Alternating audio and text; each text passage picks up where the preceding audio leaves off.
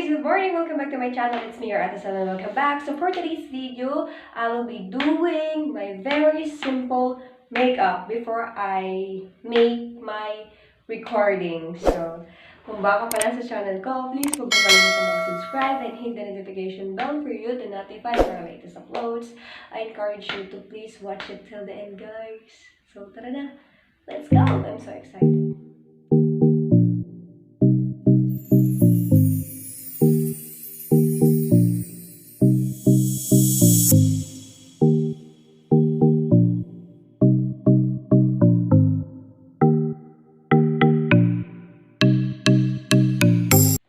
Guys, before tayo mag-start ng ating makeup, so make sure na nakapaghilamos tayo para malinis ang ating mukha. So, first nating nilalagay is concealer. So, this is Concealer Advanced Smooth Formula. Ayan. Concealer siya, guys. So, parang skin tone lang din yung kulay niya. So, ilalagay natin siya sa aking face. Sa aking face, mga besh. So, ayan. Start na tayo mga be. So, para lang matakpan ang ating mga pimples dito. For example, dito. So, lalagay lang natin siya. Para hindi na makita at matakpan ang ating mga flaws dyan. Flaws yun. Ayan! Aray! Aray! Aray! Ayan, sige. Ano pa? Go mo lang. Push mo yan, te. Charot. Ang ingay ko, be. So, ayan, after natin maglagay ng concealer, hindi pa yung tapos ha, syempre, ano pa natin yan. I-spread pa natin yan.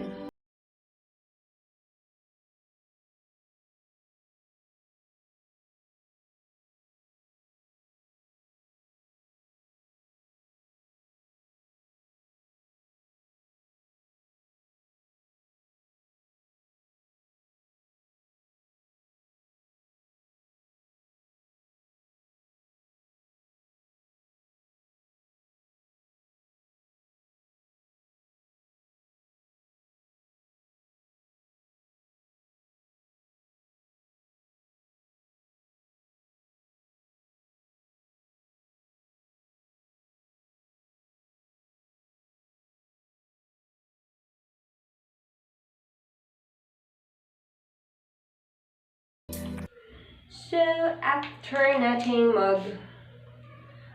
mag foundation or mag-concealer, powder naman ang ating next. Ayan. Ayan.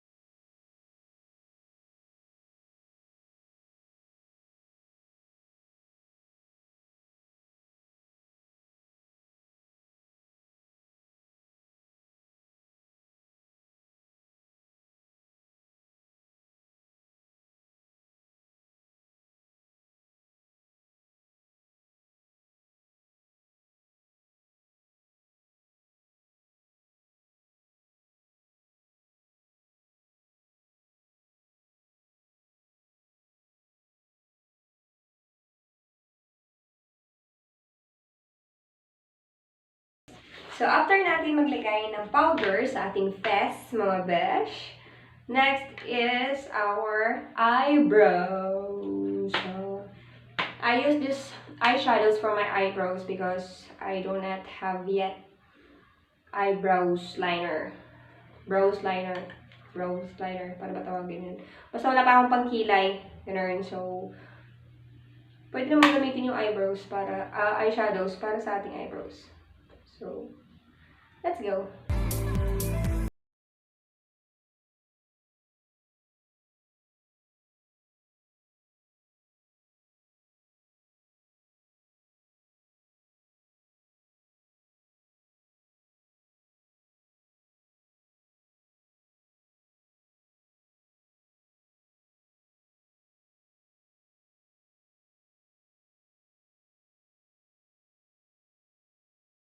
Sa ating kilay, tapos na ako sa aking kilay.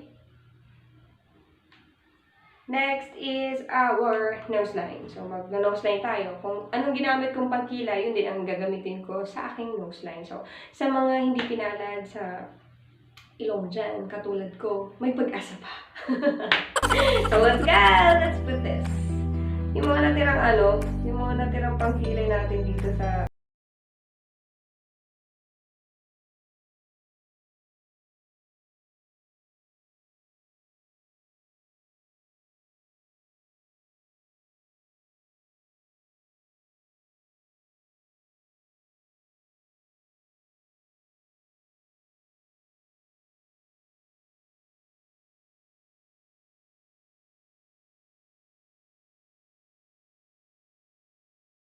Jiba. May ilong na ako. Chararat. So, next, after nating mag-nose line, guys, is our eye shadows naman. Eye shadows naman ang ating ilalagay, guys. So, let's go! So, I have here color outside lines. Ayan. So, 2020 pa to sa akin. Hanggang ngayon. Nandito pa rin siya. So, we will be using a splash shy. Ayan, and i-blend natin siya sa Glitzy. Ayan. So, let's put first the, ano na muna, sa Glitzy na lang muna. So, ayan. Yung Glitzy medyo may pagka-light yung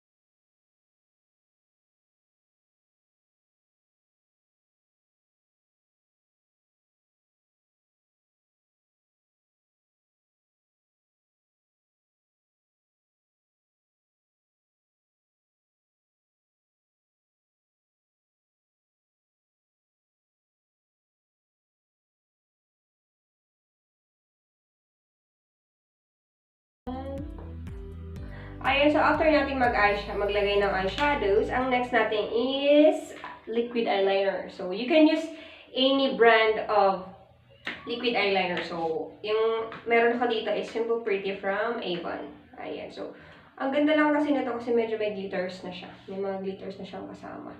Yes, blush. So, huwag lang natin kapalan huwag lang natin masyadong kapalan pag maglalagay ng liquid eyeliner.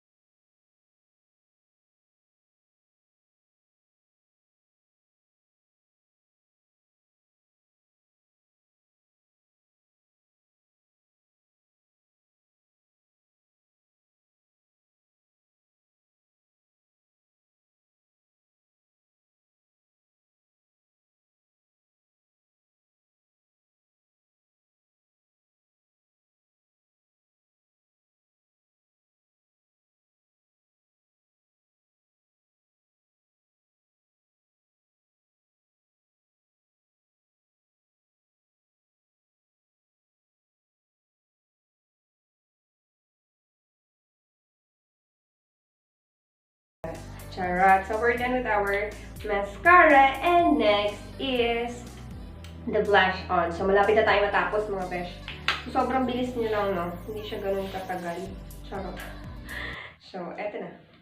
I use Careline Oil Control Blush on. Tcharan! So, ayan. I use this blush on. So, yes. So, we will put this dap lang. Dap, pero ang dami. Oh my God. Ba't hindi gaano madami? Ano nangyari? Oh my God.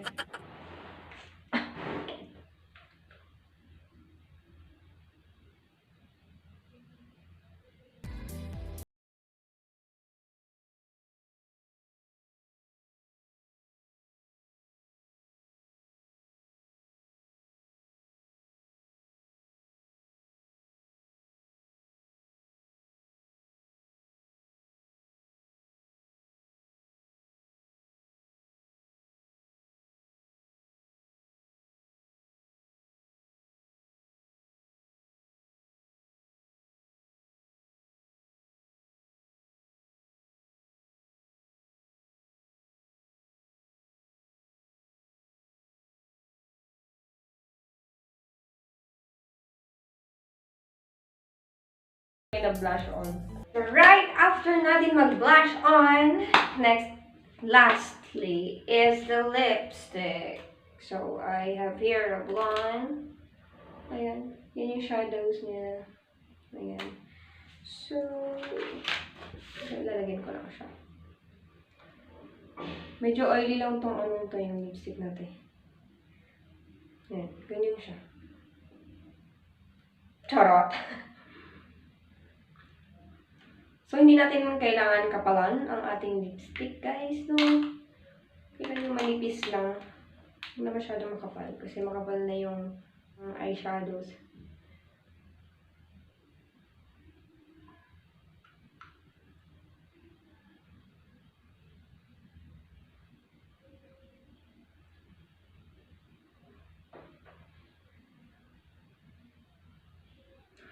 Oh, that's it. Charot! So, yan na yung makeup natin. Our simple makeup tutorial. Charot tutorial. So, I hope na nakatulong ito makeup natin para sa inyo, para sa mga beginners, para sa gustong matutong mag-makeup. Ayan. So, advice lang guys, pag maglalagay kayo ng makeup sa ating face, dapat hindi gaano makapal, especially yung lipstick. Kapag makapal na yung ating blush on, makapal na yung ating eyeshadows, huwag na natin kapalan ng ating lipstick kasi maglalaban-laban sila. So, papangit ang results. Kunyari, kulay violet na yung eyeshadows mo, tapos kulay red na red yung lipstick mo, di ba? Ang pangit. Tapos red na red din yung blush on. So, hindi siya magandang tignan. So, make it simple. Kung kung medyo dark na yung mga nalagay natin sa ating eyeshadows at saka sa blush on and sa mukha natin, make sure na ating lips ay very simple. It still look like your real lips.